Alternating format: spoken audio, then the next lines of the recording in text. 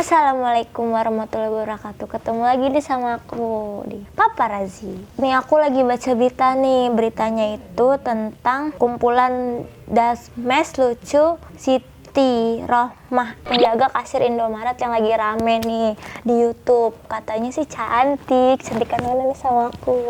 Jadi tuh dia nggak cuma berparas cantik, kasir Indomaret itu bisa ngelucu lewat dubbingnya. Ya mungkin dia lucu, mungkin dia bisa masuk di Kidik. Nih, jadi tuh kemunculan rekaman Siti di aplikasi Dasmes ini. Siapa dia? Biro Sabar membela kebenaran, memasuki kejahatan. Inilah dia, Biro Sabar.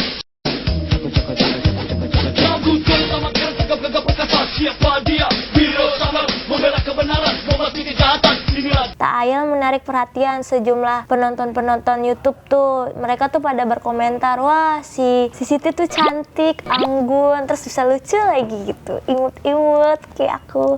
Biasa tuh apa sih yang komentar di YouTube tuh lebih tuh. Jadi tuh tapi banyak yang komentar juga katanya Siti bagusan pakai jilbab. Mungkin nanti bisa jadi kayak aku ya, Siti pakai jilbab. Ya udah, mudah-mudahan makin banyak kasir-kasir di Indonesia yang bikin dasmes. Terus terbengkalai dong.